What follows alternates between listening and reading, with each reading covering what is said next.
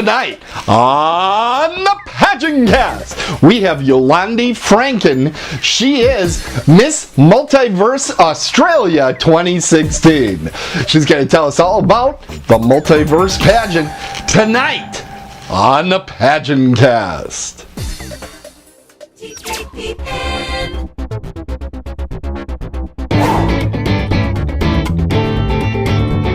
Welcome to the PageantCast, your home for beauty pageant news and interviews on the internet. Hi, I'm Jillian Irene, Mrs. Captivating 2016, and you are watching the PageantCast, the internet's first podcast about beauty pageants. Here's your host, Tim Krushman. You are watching the PageantCast. I'm so glad that you could join us. Tonight we have a very special guest from across the pond, but it's kind of complicated, so we're going to let her explain what's all going on. We have Yolandi Franken, Miss Multiverse Australia 2016, here live on the PageantCast. Hello, Yolandi. Hi, Tim. How everyone? How are you? Oh, it's fantastic here. We're having a great time getting set up tonight because you're not in Australia right now. No, I'm in South Africa. I'm visiting my parents, and my brother's wedding is next week, so getting prepared for that. and all the different time zones we're talking about. You're doing this at 2:30 in the morning over there, or 3 o'clock, or something crazy like that. I wish I could pull that sort of stuff anymore. And you look radiant in the middle of the night. Oh, thank you. I just woke up, actually. Wow. It's still amazing. So you are involved with Miss Multiverse right now, but have you been involved in any past pageants? In short, have you had any pageantants? Well, I did Mrs. Australia, which led me to my next 3 pageants, which was Mrs. Globe, Mrs. World, and then Miss Multiverse. Oh. So that was a nice thing to do. I've just finished Miss Multiverse 2 weeks ago, so I'm still a little bit on a high. Fantastic. Now, it seemed a lot of people aren't aware of Multiverse yet out there in the pageant community, so I was very excited to be able to get to do this interview. I want to learn more about Multiverse. So, first of all, where is it held? What's the story? Okay, so the most important thing you should know is that Miss Multiverse is also a reality TV show. Okay. So everything will be on TV next year in most countries around the world. And they are wonderful because they don't just only focus on the physical. You also have to have business skills, interpersonal skills, social skills, emotional intelligence, and so forth. Fitness as well. They did test us on that. We had a lot of challenges, which you'll probably see on the show. So yeah, it was pretty full on, but a lot of fun. Now wait a minute. And it's held in it's held in the Dominican Republic, which is in the Caribbean. Okay. Now, you said a lot of challenges. Are they like tests or just it was a difficult shoot? I will tell you, it was tests. So, for example, there's a show on TV called Wipeout where you have to do this obstacle course on the water. We had to do that. We had rock climbing, horse riding, zip line, flying. Yeah, photo shoot challenges, business challenges, so a lot of interesting things. Wow, fantastic. That sounds like so much fun. Now, what actually was the impetus? What got you started in pageants? Well, I did pageants when I was much younger. I'm 35 now, so, high school until about 24, I did a lot of pageants. Didn't really get anywhere, but so I stopped for about 10 years, and then I got involved in charity work. Mm-hmm. And the charity that I supported was ovarian cancer. And in Australia, Mrs. Australia also supports ovarian cancer. So our paths just crossed and just happened from there. I just thought, I'm married now, but life is not over. So why not do this? Now here I am. Life is not over at 25. Well, I'm glad to hear that. Yeah. So, tell me, over in Australia, I know it's a pretty big deal, pageants over there, but not as crazy as, let's say, the Philippines. Yeah. How do you? Yeah, an emphatic. Yeah. Amazingly, Philippines is not the largest country outside of America that watches the PageantCast. It's actually the UK at this point. Oh, really? I was very surprised because when I started this show in like 2007, I stayed up real late, and they called me from the BBC to talk about this strange podcast that I had started, and it was a slam piece on pageants. They basically had me up in the middle of the night and started ripping into pageants. I was like, oh, this is wonderful. Goodbye. But little did I know it was going to become a huge thing. Pageants are really big in the UK. How are they in Australia? I know that was it Jennifer Hawkins or something when she became Miss Universe. That kind of turned things around over there, right?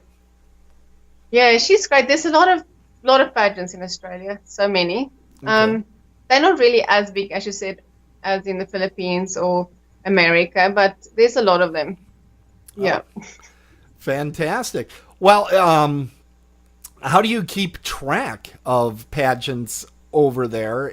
Are there communities there? Is there coaching communities? Well, what's the story of the pageant community over in Australia? I think in Australia, there's not a specific organization, but people are very close. There is a bit of a pageant community. So mostly social media, I think, is keeping everyone connected, as most things these days, I guess. You know, just having the social media get-togethers and groups, a lot of groups. So, yeah, that's where I found out about all of them. Yeah. All right. Now, one of the questions we have in the chat room, all right, well, I might as well hit our little stinger here. Questions from the chat room. We have a question in there. Our good friend Stephanie, who comes from the Pageant Planet, you might know that wonderful organization. Yeah. Oh, okay. That didn't turn out just right. There we go. She asks, what is the weight of the challenges toward winning the title? Were those actually in the judging, the challenges? Yes. So first of all, in your different countries, you have your pageant, or they select you based on whatever criteria. Mm-hmm. So that, first of all, they select you on your outer beauty, so that when you go to the international, they can test all the rest. So I don't know what percentage it is, but apparently it's quite high. I think most of the judging is on the challenges, but it's not only the challenges. They look at, because there's eliminations as well during the show. Okay. There's a lot of things we don't know that they look at. So they look at how you deal with the other girls, how you deal with the sponsors, how you look overall, of course, your interaction, your manners, just, all those little things. And you don't actually know exactly what they look at. But a lot of the challenges are judged. Like, we get scores every time. So it's pretty high. So I'm just trying to put this all together. So there's the challenges, there's eliminations. That's very reality TV, which you had says, reality TV show kind of at its core. But are there standard pageant things? Is there the evening gown and the swimsuit and the interview? Does that happen? We did have a final show with the evening gown and swimwear and national dress. Yes, that was, in my opinion, that was probably the only thing that was typical pageant like, and the fact that we had to wear our sash and our high heels all the time. Okay. Which, of course, it's in any pageant, but it was different as well, because the reality show is a mix between Next Top Model, The Apprentice, and Survivor.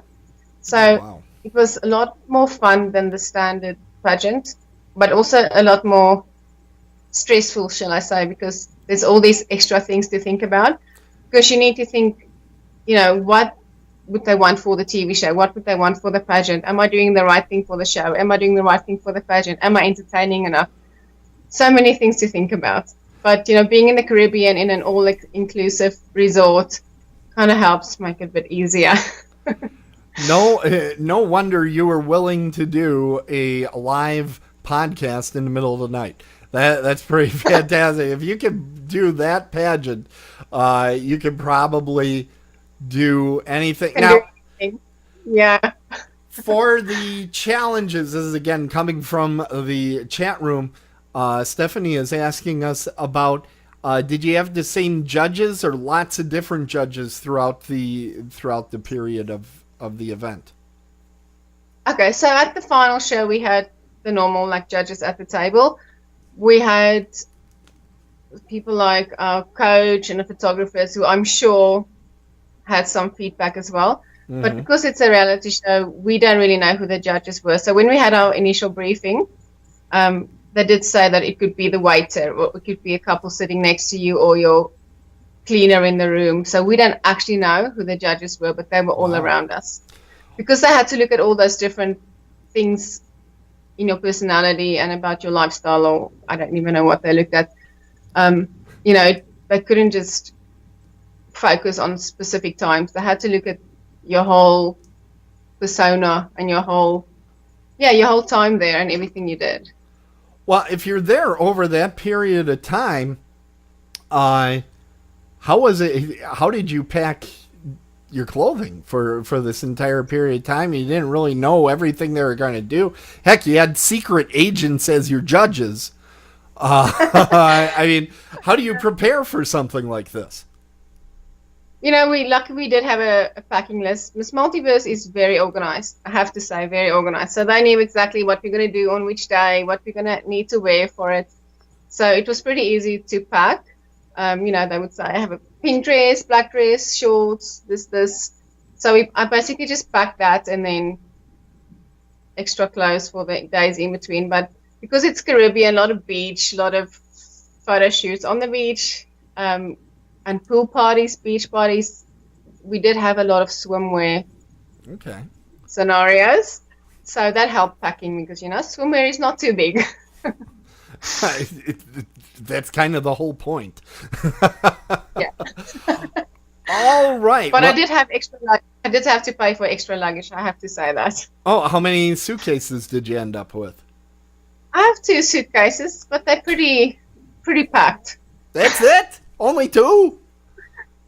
Yes, but my biggest problem was shoes, because when I went to the previous pageants, I had so many shoes for every outfit.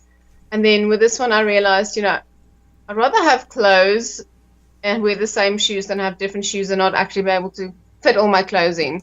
So it's tough. I like shoes. Fantastic. Well, who doesn't, right? Who doesn't? Yeah, okay. Exactly. We're gonna close out this episode. We're gonna be back with more episodes with Yolandi Franken. She is your Miss Multiverse Australia 2016. But something we like to do at the end of our episodes, Yolandi, is we like to get your best pageant wave. That's right, your pageant wave. So I'm going to need to see that. And unfortunately, the way I got the camera here for you, you're going to have to kind of put it right in front of your face there. So let's see. I'll just go like this. There.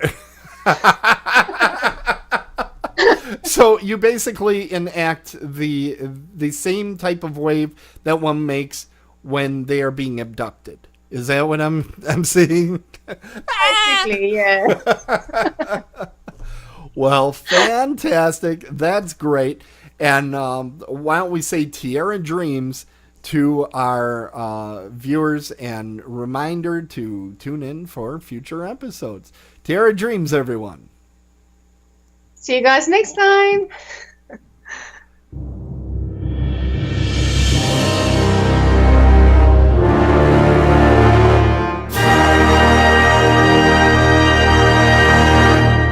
Hi, I'm Rachel Janowski, Miss Teen Illinois Galaxy 2014, and an issue that's really close to my heart is diabetes awareness and education. I was diagnosed with type 1 diabetes at the age of 8, and it's affected my life greatly, but it's also affected other people's lives. An organization that's really important to me is the American Diabetes Association. In fact, I'm the Northern Illinois Youth Ambassador for the American Diabetes Association. The ADA does a lot with educating others about diabetes and raising money for diabetes research.